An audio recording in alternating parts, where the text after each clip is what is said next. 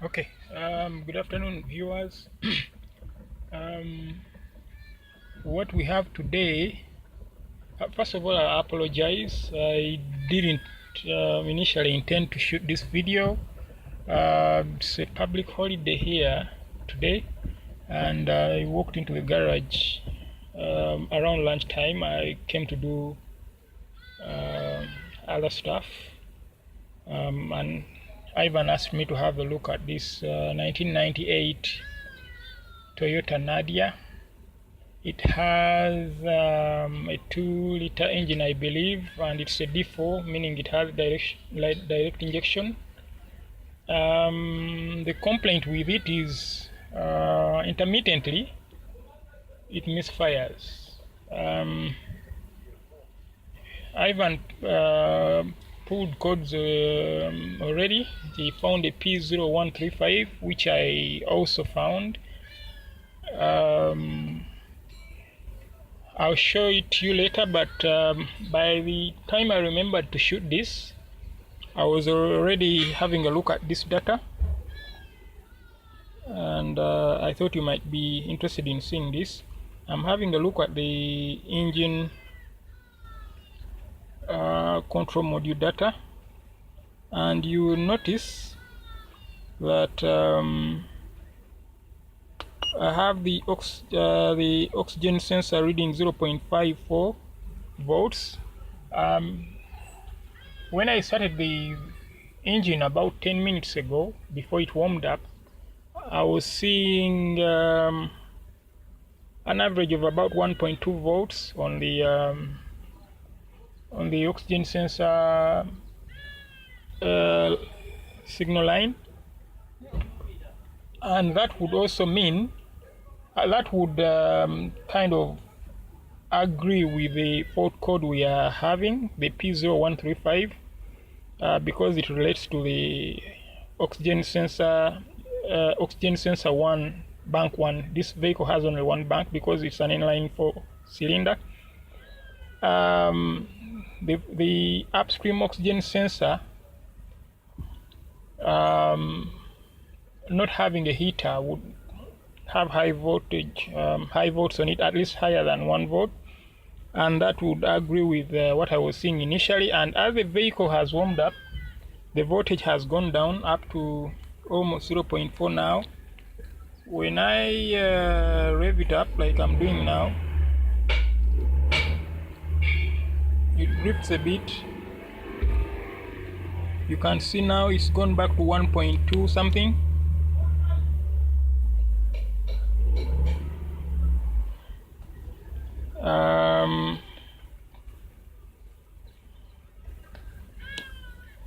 So that kind of voltage, to me, ties in with the fact that we don't have an oxygen sensor heater working, or the oxygen sensor itself might be faulty too.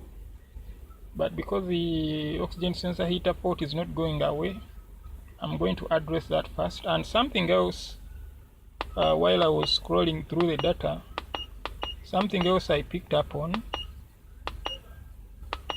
was the calculated load. To me, that seems a bit too low. Just 11. At some point it was showing me 9%. Even with the engine at idle, I would expect that to be at least over 25%. Now, because this is a speed density engine, it doesn't have a mass airflow. It is using only the map sensor to make calculations for the fuel mixture. This kind of load calculation would lead me to suspect map sensor. And when I go to the map sensor data, oh, by the way, of course it's not going, because the oxygen sensor has issues, it's not going into closed loop, it's staying in open loop. That's why you see the fuel trim data is fixed at minus 0.03% for both short term and long term. I don't want to read so much into the ignition advance angle. And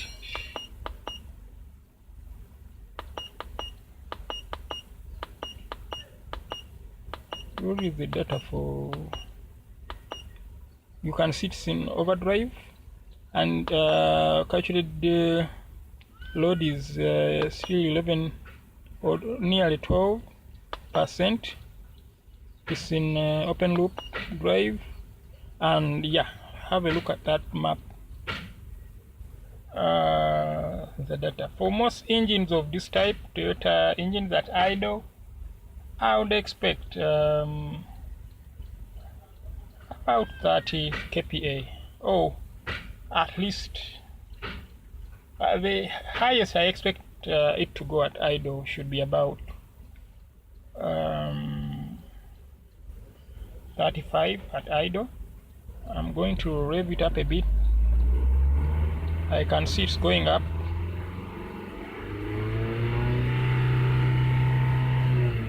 Yeah, so it actually reads lower figures at higher RPMs. I didn't go all the way to wide open throttle. With wide open throttle, I would expect it to climb still further. I can attempt it for a moment. Let's see how that goes. Yeah, it went to 87 kPa, so I think the map sensor doesn't have a problem, but this vehicle, I believe, has a leak on the intake manifold based on the map sensor data. So I'm going to ask Ivan to look at that, but meanwhile what I'm going to do now is have a look at this oxygen sensor and check it out with the multimeter. Okay, so I have the oxygen sensor here, as you can see. I've pinned on back probed it on one side of this connector, and then probed it on the inside, just touch the other terminal on this side. On ideally I'm connected to both black wires now, but you can see from the multimeter that this clearly is an open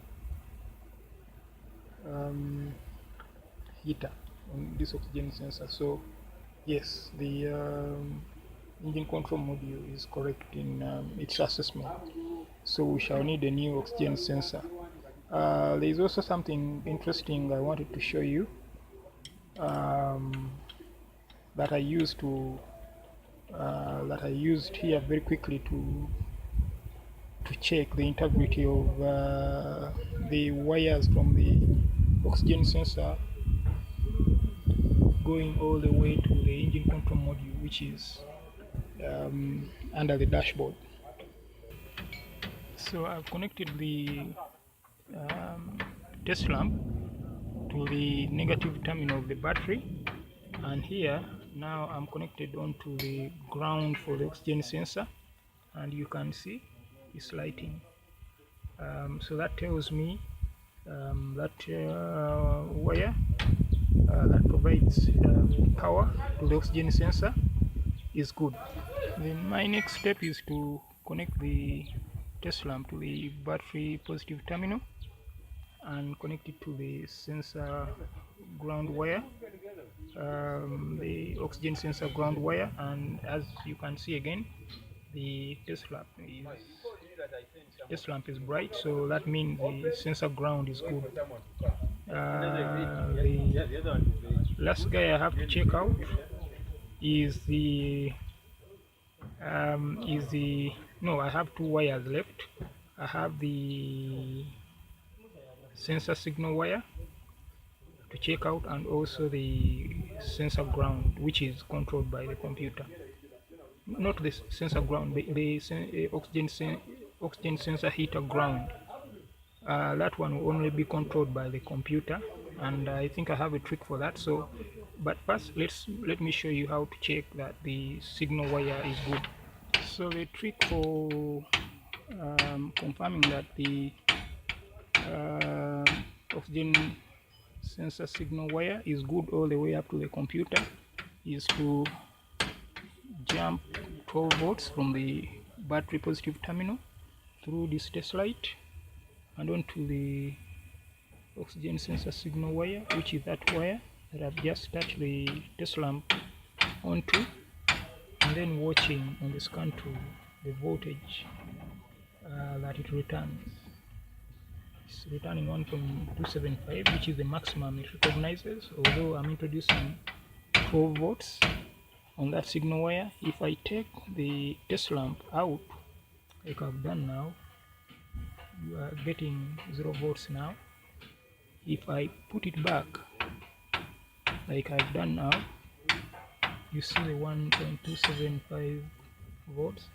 I'm going to play with it now, on off, and I'm sure you can see it's jumping on and off there. So that is a confirmation of the integrity of the oxygen sensor wire is good. So those are proven 3 out of 4 wires, and the oxygen sensor to the PCM being good. So the last one is going to be the oxygen sensor heater ground wire. So what I've done with that is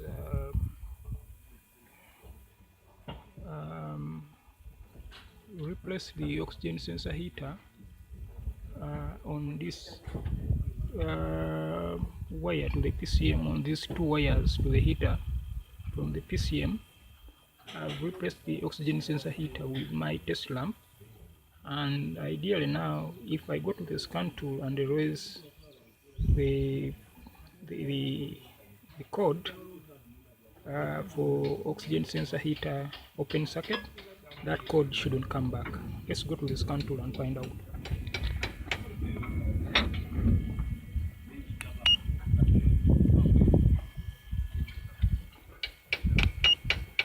So go back, read codes.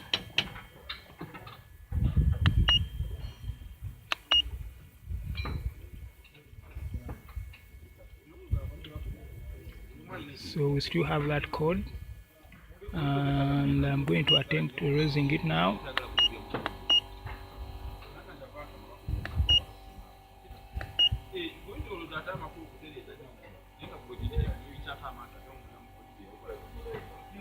Okay, it says it sent the erase code command. Let's go back now. I don't expect to find that code there.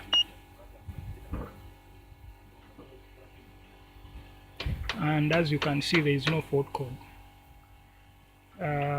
So that means the that 4th wire is good. So everything, all the problems with this sensor. There's nothing wrong with the engine control module.